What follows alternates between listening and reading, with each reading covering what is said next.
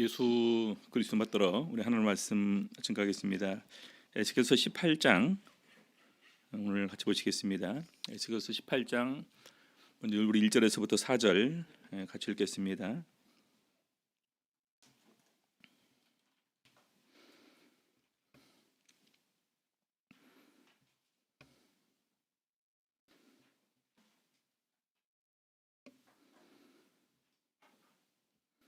에스겔서 18장 1절부터 4절 같이 읽겠습니다.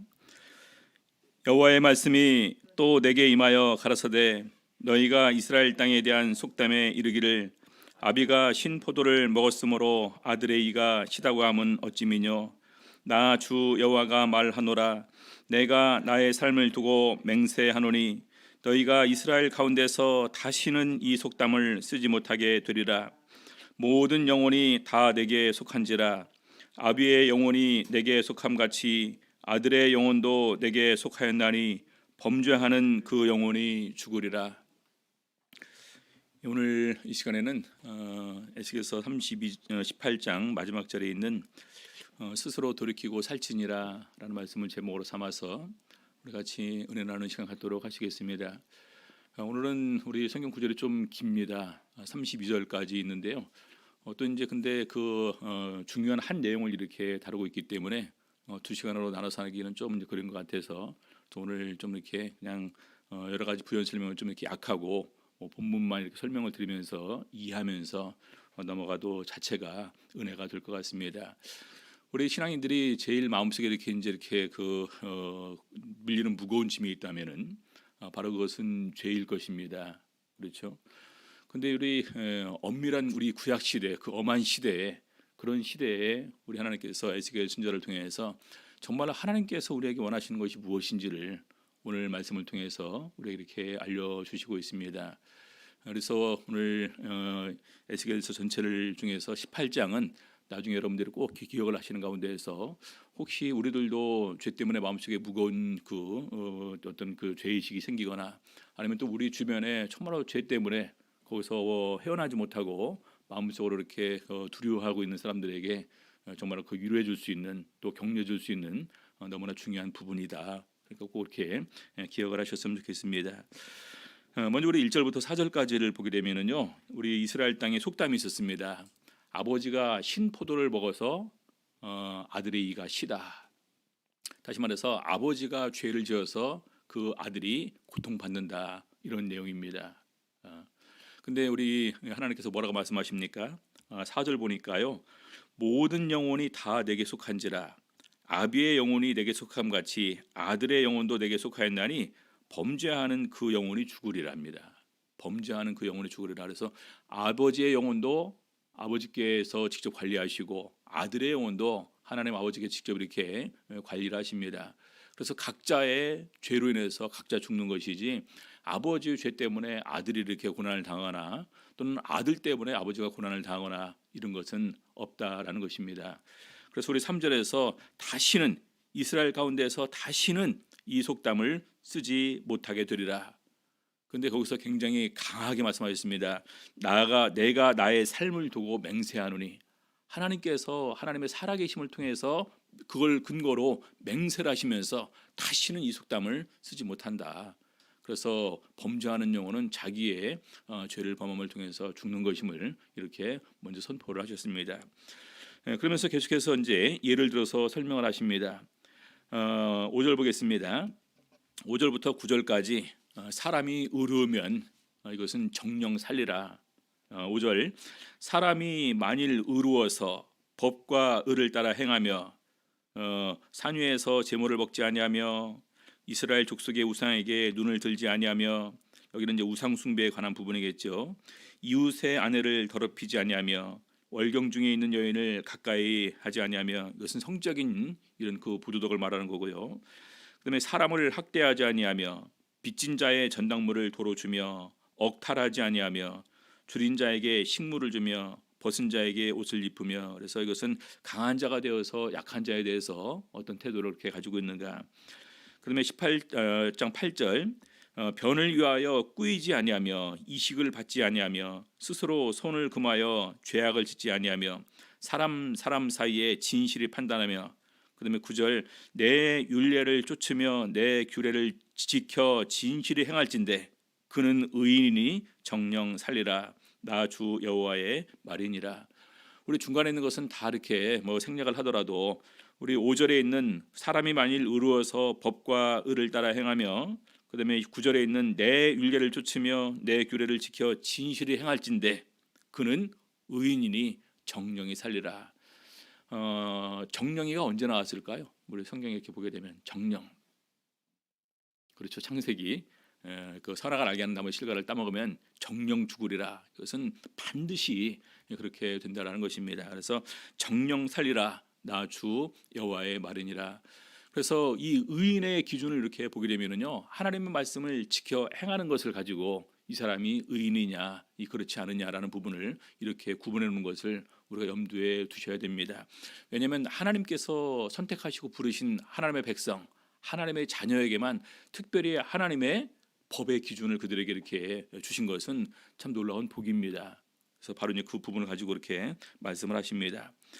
자, 그다음에 10절부터 13절까지 의인의 아들이 그러면은 죄를 행하면 정령 죽으리라. 저는 예전에 이제 우리 아이들도 그럴지는 모르겠지만 이 목회자 자녀라는 것이 사실 굉장히 부담스럽습니다. 그러죠?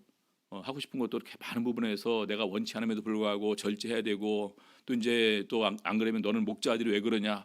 그래서 가보니까 놀러 가도 큰아버지 집도 가도 그렇고, 또 이빌리 목자님 집에 가도 고모부 되니까 거기도 그렇고, 혁도 목자님 집에 가도 놀러 가도 그렇고, 그래서 친척 집에 놀러 가도 계속해서 그걸 항상 그 관심사가 그것입니다. 얼마나 신앙 안에서 잘 자랐냐. 그래서 완전히 어떤 때는 야, 우리는 친척집이 아니라 감옥이다, 이렇게 생각을 하고 한때는 친척집도 멀리 있던 그런 기억이 납니다. 근데 분명한 것은요, 아버지가 아무리 악인이라 해서 반드시 자녀도 악인이라고 할 수 없는 것이고, 아버지가 반드시 의인이기 때문에 자녀도 따라서 의인일 수는 없다. 이것은 각자 그 나름대로의 선택과 판단에 따라서 그렇게 될 수밖에 없다는 사실을 우리는 기억을 합니다. 예를 들어서 우리 이삭의 입장에서 에서를 볼 때 얼마나 마음이 아팠을까요?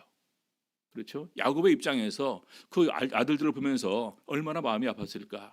다윗도 마찬가지고, 그래서 수많은 신앙의 그 믿음 안에서 잘 본을 보였던 분들의 자녀라고 해서 항상 그런 부분들이 좋을 수는 없다라는 얘기겠죠.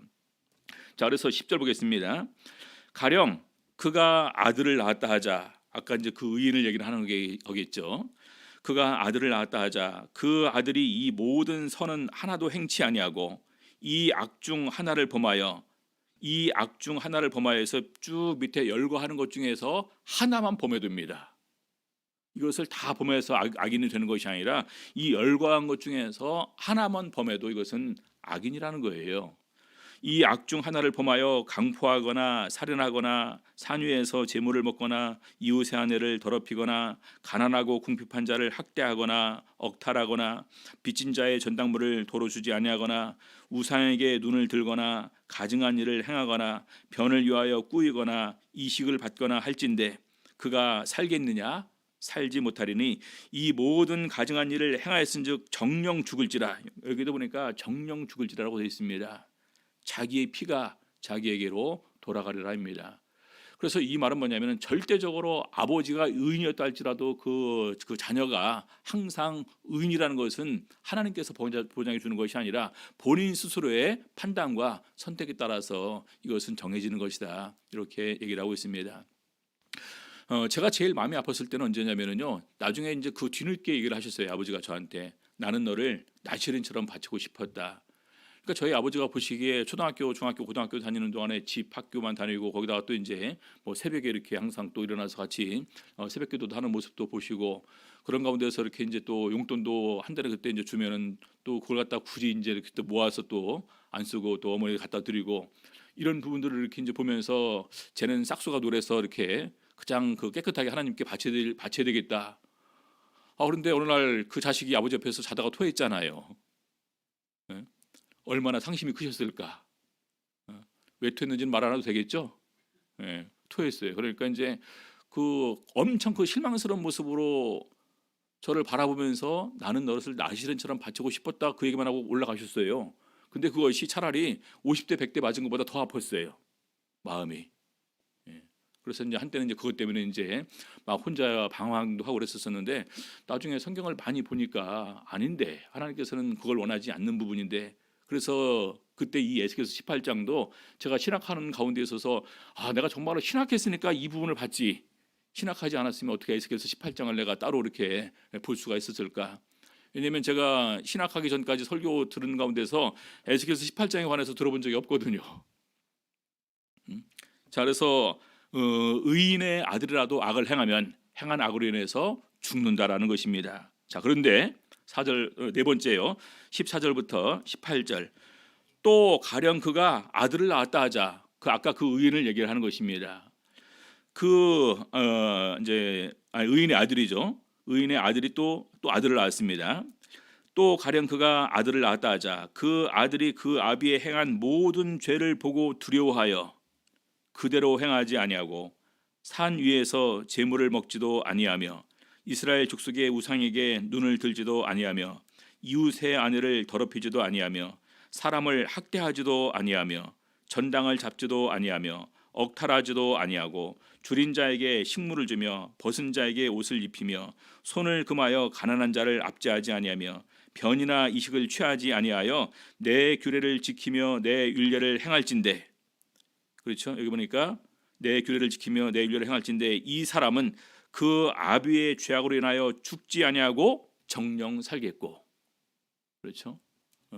그 악인의 아들이 다시 아버지를 본받지 않고 자기가 이렇게 그런 것을 악을 행하지 아니하고 오히려 돌아와서 하나님의 말씀 안에서 살게 될 때 그는 정령 살 것이다 라는 말입니다. 18절. 그 아비는 심히 포악하여 그 동족을 억탈하고 민간의 불선을 행하였으므로 그는 그 죄악으로 인하여 죽으리라. 그래서 악인의 자녀도 그가 의를 행하면 살 수 있다라는 것입니다. 당연하겠죠. 자, 그다음에 19절 20절 보겠습니다. 그런데 너희는 이르기를 아들이 어찌 아비의 죄를 담당치 않겠느냐 하는도다. 아들이 법과 의를 행하며 내 모든 율례를 지켜 행하였으면 그는 정령 살려니와 범죄하는 그 영혼은 죽을지라. 아들은 아비의 죄악을 담당치 아니할 것이요 아비는 아들의 죄악을 담당치 아니하리니 의인의 의도 자기에게로 돌아가고 악인의 악도 자기에게로 돌아가리라. 이것이 하나님께서 1차적으로 내려준 결론 부분입니다. 우리 아까 이제 얘기를 했었죠. 아버지가 신 포도를 먹어서 아들에게가 시다에 관한 이런 1차적인 결론이에요. 아들은 아비의 죄악을 담당치 않는다. 역시 아비도 아들의 죄악을 담당치 않는다. 의인의 의도 자기에게로 돌아가는 것이고 악인의 악도 자기에게로 돌아가는 것이다. 이렇게 얘기를 하고 있습니다. 유대 역사에서 이렇게 보게 되면은요, 우리 이제 그 가장 악한 왕이 누구죠? 유다 왕 중에서 보통 이제 알고 있기를 므낫세 왕이라고 알고 있습니다. 므낫세 왕은 심지어 자기 자녀까지 이렇게 이제 그 우상 숭배할 때 이렇게 제물로 드리는 왕입니다. 얼마나 악합니까? 근데 그럼에도 불구하고 그 악한 왕 다음에 또 얼마나 좋은 왕이 나왔습니까? 요시야 같은 좋은 왕이 또 나왔어요. 요시야. 그렇죠? 요시야처럼 이렇게 마음을 다해서 율법대로 행한 사람은 그 전에도 없었고 그 후에도 없었다가 역대하의 평가입니다. 그렇죠? 그래서 아버지가 또 조상 중에 누가 악한 사람이 있다 해서 꼭 그 뒷 밑에는 전부 다 이렇게 악인의 그 계보로 이렇게 내려가는 것은 아니다. 그중에 정말로 한 사람이라도 돌이켜서 다시 하나님께로 돌아오른다면 바로 그를 통해서 그 사람은 사는 것임을 이렇게 증거를 합니다. 자, 그러면서 여섯 번째로 보게 되면 21절부터 23절. 그러나 악인이 만일 그 행한 모든 죄에서 돌이켜 떠나, 악인이 만일 그 행한 모든 죄에서 돌이켜 떠나, 우리가 보통 우리 이제 그 교회 안에서 신앙하는 생활하는 사람들을 권면할 때 이때부터 많이 인용하는 부분입니다. 악인이 만일 그 행한 모든 죄에서 돌이켜 떠나고 내 모든 율례를 지키고 법과 의를 행하면 정령 살고 죽지 아니할 것이라. 그렇죠? 악인이 악을 버리고 돌이켜서 떠나서 그리고 하나님 말씀대로 행하게 되면은 그는 정령 살고 죽지 아니할 것이다. 이를 들어서 이렇게 설명을 합니다. 자, 두 번째 보니까요. 그 범죄한 것이 하나도 기억함이 되지 아니하리니. 여러분 얼마나 놀랍습니까? 그가 악인이었을 때 얼마나 많은 죄악을 저질렀을까요? 근데 하나님께서는 그가 딱 돌이키는 순간에, 딱 버리는 순간에 그 범죄한 것은 하나도 기억하며 되지 아니하리니. 저는 신학하면서 이 부분을 보고서 깜짝 놀랐습니다. 정말 이런 부분이 있었구나. 근데 우리는 어떻게 합니까? 여러분들 기억하고 계세요? 기억하지 않고 계세요? 우리 교회 형제 자매가 옛날에 실수했던 거 내가 기억하고 있습니까? 기억하고 있지 않습니까? 우리는 기억하고 있어요. 근데 우리 하나님 뭐라고 그러십니까? 하나도 기억하지 않는다고 말하고 있습니다. 사실 우리 사람들의 마음속에는요, 선입견이 너무나 강해요. 제 옛날에 어땠었는데. 근데 그 사람이 항상 옛날에 그랬으니까 그런 모습으로 그럼 있어야 됩니까? 그 사람은 변화되면 안 되는 거예요? 그렇죠? 아니 어떤 제가 이제 갔었더니 제 어릴 때 한 이제 그 6살 때 모습을 기억하고 있던 어떤 분이 계셨나 봐요. 갑자기 우리 집 많은 성도들이 있었는데 저에 대해서 이제 어렸을 때서 봤으니까 굉장히 이제 그 친하면서 아는 척하시면서 저 참 우리 몽드 목자 어렸을 때 욕심 참 많았다고 한 번만 하셨으면 됐는데 그걸 두세 번 하시더라고. 제가 엄청 민망하더라고요. 그래서 저 마음속으로 저는 지금 욕심 없는 사람이 됐어요. 근데 그럴 얘기 굳이 이렇게 할 필요가 없잖아요. 그래서 그것이 우리 마음속에 굉장히 강하다는 것입니다. 그러다 보니까 자기 스스로도 다른 사람들의 앞에 보여지는 내 모습을 기억하고 있고 또 그런 가운데에서 다른 사람들이 내 평가에 대해서 어떻게 하는지를 알고 있으니까 거기서 스스로 헤어나지를 못해요. 근데 우리 하나님은 범죄한 거 절대로 기억하지 않는다. 그렇게 말씀하십니다. 자, 그래서 그 행한 의로 인하여 살리라. 23절 나 주 여호와가 말하노라 내가 어찌 악인의 죽는 것을 조금인들 기뻐하랴. 하나님께서는 악인의 죽는 것을 기뻐하지 않는다는 것입니다. 그가 돌이켜 그 길에서 떠나서 사는 것을 어찌 기뻐하지 아니하겠느냐. 이것이 하나님께서 악인에 대한 하나님의 바람입니다. 악인의 죽는 것을 기뻐하지 않는다. 악인도 돌이켜서 살기를 원한다. 정말로 그가 그 악에서 떠나서 돌이켜서 하나님의 법과 의를 행하면 그는 절대로 죽지 않는다. 이것이 하나님께서 그 엄한 구약 시대에 율법 시대에 주셨던 하나님의 말씀입니다. 그래서 참 이것은 너무나 놀랍다. 어떻게 이렇게 하나님께서 우리에게 이렇게 큰 은혜와 사랑으로 이렇게 함께 해주시는가. 그래서 중요한 것은요, 바로 이제 그런 부분에서 이제 우리는 그렇게 생각을 하겠죠. 나는 내가 용서받은 것에 대해서는 자연스럽게 당연하게 생각합니다. 그렇죠? 근데 다른 사람이 용서받는 것에 대해서는요, 우리는 굉장히 박해요. 그 부분에 있어서는 나는 큰 것도 용서받아야 당연히 용서받으면 용서받는다고 생각하고 있는데 다른 사람이 큰 죄가 아님에도 불구하고 그것을 우리는 기억하고 있다는 것입니다. 사람은. 자, 근데 실질적으로 하나님께서 이런 본을 보여주신 왕이 있습니다. 아까 얘기했던 므낫세 왕이에요. 므낫세 왕. 역대하 33장 10절 보시겠습니다. 역대하 33장 10절.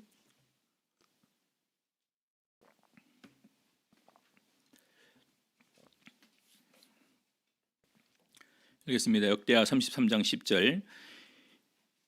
여호와께서 므낫세와 그 백성에게 이르셨으나 저희가 듣지 아니한 고로 여호와께서 아수르 왕의 군대 장관들로 와서 치게 하심에 저희가 므낫세를 사로잡고 쇠사슬로 결박하여 바벨론으로 끌어간지라.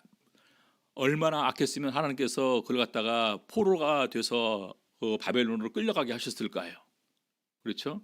제일 악한 왕입니다. 실제적으로 유다가 멸망당할 수밖에 없었던 이유가 이 므낫세 행한 악이 너무나 크고 많아서 이건 절대로 용서 안 된다. 그래서 하나님께서 유다에 대한 그런 멸망의 선언은 절대로 변치 않는다고 하실 정도였습니다.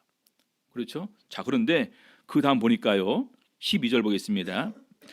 저가 환난을 당하여 그 하나님 여호와께 간구하고 그 열주의 하나님 앞에 크게 겸비하여 기도한 고로 하나님이 그 기도를 받으시며 그 간구를 들으시사 저로 예루살렘에 돌아와서 다시 왕 위에 거하게 하심에 므낫세가 그제야 여호와께서 하나님이신 줄을 알았더라. 완전히 포로로 끌려갔다는 것은 절망적인 상황이죠. 절망적인 상황에서 진실로 자기의 죄를 인정하고 자복하고 하나님 앞에서 회개했을 때 하나님께서 그 기도 들어주셨다는 것입니다. 그래서 다시 돌아왔어요. 여러분, 한 나라로 포로로 이렇게 끌려갔는데 돌아오는 것이 쉽습니까? 보통 그 사람 그걸로 끝나는 거고 그 다음 아들이 이어서 왕이 되면 그 사람 인생 그걸로 결정되는 것입니다. 끝나버리는 거예요. 근데 다시 돌아와서 왕 위에 있었습니다. 근데 왕 된 다음에 또 어떻게 했을까요? 예, 또 악한 일을 했겠죠, 당연히. 예. 그래서 그런 부분들을 보게 되면서 정말로 하나님께서는 돌이키는 사람의 기도를 들어주신다라는 사실을 이런 부분들을 통해서 우리가 알 수가 있습니다. 그래서 우리 심지어 그 므낫세 같은 악환왕도 하나님께서 정말로 그가 겸손하고 낮아지는 가운데에서 기도할 때 하나님께서 그 기도를 들어주셨음을 이렇게 예로 보여주고 있습니다. 자, 그다음에 다시 에스겔서 18장 24절로 돌아와서 보겠습니다. 24절. 근데 반대로요, 만일 의인이 돌이켜 그 의에서 떠나서 범죄하고 악인의 행하는 모든 가증한 일들을 행하면 살겠느냐? 반대로 그 행한 의로운 일은 하나도 기억함이 되지 아니하리니 그가 그 범한 허물과 그 지은 죄로 인하여 죽으리라. 자, 악인도 악을 버리고 의를 행하면 그 악은 기억되지 않고 그 행한 의로 인해서 사는 것처럼 의인도 마찬가지라는 것입니다. 의인도 거기서 자기가 가던 길에서 돌이켜서 떠나서 악을 행하고 오히려 악을 행하면은 그 행한 의가 하나도 기억되지 않고 그 행한 악으로 인해서 죽는다라는 것입니다. 자, 그래서 제가 이제 그 설교할 때 종종 말씀을 드립니다. 우리 신앙인들에 있어서 가장 중요한 때가 언제냐? 과거, 현재, 미래 중에서 현재예요. 현재 내가 어떤 사람으로 있느냐라는 것입니다. 여러분, 신앙생활 내가 예전에 열심히 했었다. 이것은 무슨 얘기하는 거예요? 지금은 별로 열심히 안 한다는 것 같다가 자기 입으로 증거하는 것입니다. 그러니까 열심히 했었다는 얘기는 하지 마시고 지금 열심히 하고 있습니다. 사실은 그런 얘기를 하실 수 있어야 돼요.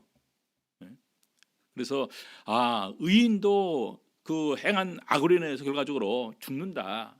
행한 의가 기억되지 않는다. 그래서 이렇게 이제 얘기를 하니까 사람들이 이제 하나님 앞에 그 항의를 합니다. 25절. 그런데 너희는 이르기를 주의 길이 공평치 않다 하는도다. 이스라엘 족속아 들을지어다. 내 길이 어찌 공평치 아니하냐? 너희 길이 공평치 않은 것이 아니냐? 우리 사람들이 왜 그러면 하나님께서 그렇게 얘기를 하시니까 공평하지 않다고 얘기를 할까요? 어떤 일 때문에 그럴까요? 자칭 의인이라고 생각하는 사람들은 분명히 그러면 그 행한 악에 의해서 보응을 받아야 되는데 왜 저 사람 그거는 추궁하지 않고 용서해 줍니까? 용서받으면 얼마나 좋은 거예요. 그렇죠? 우리 베드로와 요한이 성전에 올라가다가 안진뱅이를 구해냈습니다. 그렇죠? 구걸하던 안진뱅이가 일어나서 뛰고 막 걷습니다. 걷고 뜁니다. 얼마나 좋을까요? 근데 바리새인들의 관심은 어디가 있어요? 예수님께서 안식일에 손 많은 사람을 갖다 이렇게 고쳐주었습니다. 근데 바리새인과 서기관들 율법사들 그런 관심은 어디 있습니까? 안식일 범하는 데만 관심이 있는 거예요. 한 사람이 정말 이렇게 이제 그 과거에서 다 버리고 떠나서 개가천선에서 새 사람이 되었다. 이것을 바라보게 될 때 우리 모든 사람이 얼마나 함께 기뻐해야 될 일이라는 것입니다. 내가 단지 그런 악을 행하지 않았다는 이유 하나만으로 우리는 그런 부분에서 다른 사람들을 매도할 때가 너무나 많다라는 거예요. 그럼 그런 사람은 다시 교회 들어오면 안 되는 것입니까? 그렇죠? 우리 연청에서는 하물며 제명당한 사람이라도 그 사람이 교회에 들어와서 예배드리는 부분에 있어서 뭐라고 그러지는 않습니다. 그렇죠? 마지막까지 그것은 그 사람과 우리가 교회에서 비록 그 처리는 그렇게 했지만 그 사람과 하나님과의 관계에서 그가 하나님의 긍휼을 구하면서 마지막까지 살다 하면 그래서 그 사람도 하나님의 긍휼을 받으면 기쁘고 그렇지 않는다 할지라도 그것은 하나님과 그 사람의 관계다. 우리는 이렇게 얘기할 수 있습니다. 그렇죠? 그리고 또 하나는 나는 보니까 죄를 짓긴 졌는데 그렇게 많이 죄를 지은 것 같지는 않아요. 그래서 내가 용서받는 것은 정말 그 은혜고 기쁘고 감사합니다. 근데 나보다 보니까 많은 죄를 저지른 사람이 막 용서받고 혼자 막 기뻐서 신앙생활 열심히 하는데 그것에 대해서 시기하는 마음, 질투하는 마음이 생기게 됩니다. 쟤는 보니까 나보다 더 나쁜 짓도 많이 하고 악한 짓도 많이 했는데 오히려 기도응답도 많이 받고 심지어는 환상도 보고 심지어는 천사도 봤대. 심지어는 영가까지 하네. 그것이 시기심이 있을 때가 있어요. 그럼 불편한 거죠. 그래서 예를 들어서 이런 신앙적인 부분에서도 내로남불이 적용이 되죠. 나는 되고 다른 사람들은 안 된다. 이것은 굉장히 위험한 거죠. 그래서 하나님께서 그렇게 용서해 준다니까 이것이 공평하지 않다라고 오히려 누가 항변합니까? 하나님의 백성들이 항변하는 거예요. 그러니까 다시 얘기를 합니다. 26절. 만일 의인이 그 의를 떠나 죄악을 행하고 인하여 죽으면 그 행한 죄악으로 인하여 죽는 것이요. 이것은 공평합니까? 공평치 않습니까?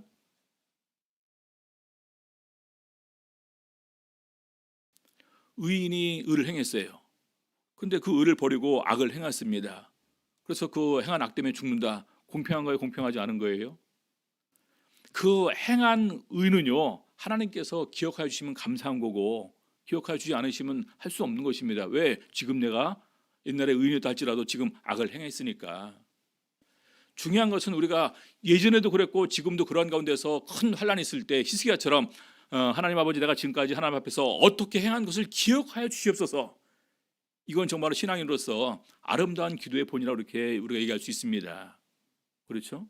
근데 의인이 그 의를 떠나서 죄악을 행하고 죽는다. 이것은 우리가 이런 부분에 관해서 하나님 앞에서 항변할 수가 없죠. 하나님, 나 옛날에 의를 행했었는데 왜 그것은 기억하여 주지 않고 왜 지금 행한 악을 통해서만 나를 징계하십니까? 이렇게 할 수 있어요?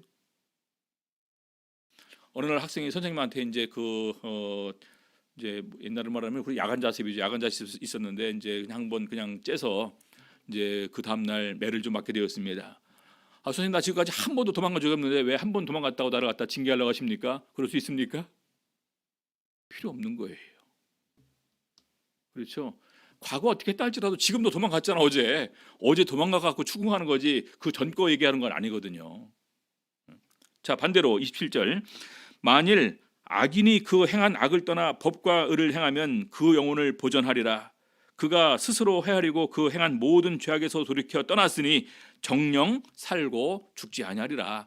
하나님께서 다시 한번 반복하는 거예요. 그런데 이스라엘 족속은 이르기를 주의 길이 공평치 않다 하는도다.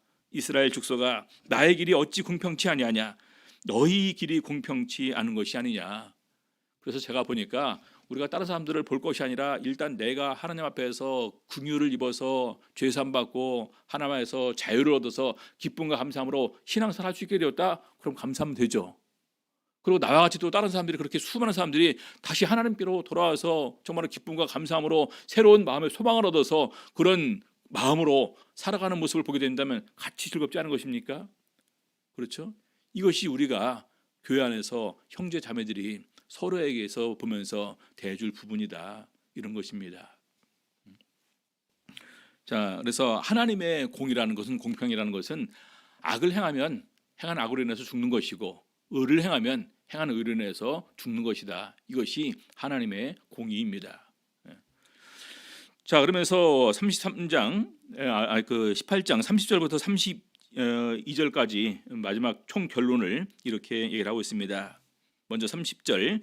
나 주 여호와가 말하노라. 이스라엘 족속아, 내가 너희 각 사람의 행한 대로 국문할지라. 이것이 대명제입니다. 각 사람의 행한 대로 보응하신다. 행한 대로 심판하신다라는 말입니다. 행한 대로. 자, 그런데 하나님께서 원하시는 것이 뭡니까? 첫 번째, 너희는 돌이켜 회개하고 모든 죄에서 떠날지어다. 돌이켜 회개하고 모든 죄에서 떠날지어다. 여러분들, 우리 신약 시대에 보게 되면 세례 요한이 외쳤던 메시지, 예수님께서 제일 첫 번째 외쳤던 복음의 메시지는 뭡니까? 회개하라, 천국이 가까웠느니라 했습니다. 우리가 천국이라는 것이 있는데 천국에 들어가기 위해서는 우리가 우리의 삶을 하나님 앞에서 바르게 고백하고 회개할 수 있어야지 천국에 들어갈 수가 있다는 것입니다. 자, 그리한즉 죄악이 너희를 패망케 아니하리라. 두 번째는요, 너희는 범한 모든 죄악을 버리고 마음과 영을 새롭게 할지어다. 마음과 영을 새롭게 할지어다. 우리 행위적인 부분에서 회개뿐만 아니라 심지어는 마음과 영을 새롭게 하라. 우리 사도 바울은 고린도후서 5장 17절에서 누구든지 그리스도 안에 있으면 새로운 피조물이라. 이전 것은 지나갔으니 보라 새 것이 되었도다. 그렇게 증거합니다. 마음과 영을 새롭게 할지어다. 이스라엘 족속아, 너희가 어찌하여 죽고자 하느냐. 32절. 나 주 여호와가 말하노라. 죽는 자의 죽는 것은 내가 기뻐하지 아니하노니. 아무리 악인이고 아무리 죽을 죄를 지었다 할지라도 그 사람의 죽는 것은 하나님께서 기뻐하지 않으신다는 것입니다. 그 다음에 마지막 네 번째로, 너희는 스스로 돌이키고 살찌니라. 너희는 스스로 돌이키고 살찌니라.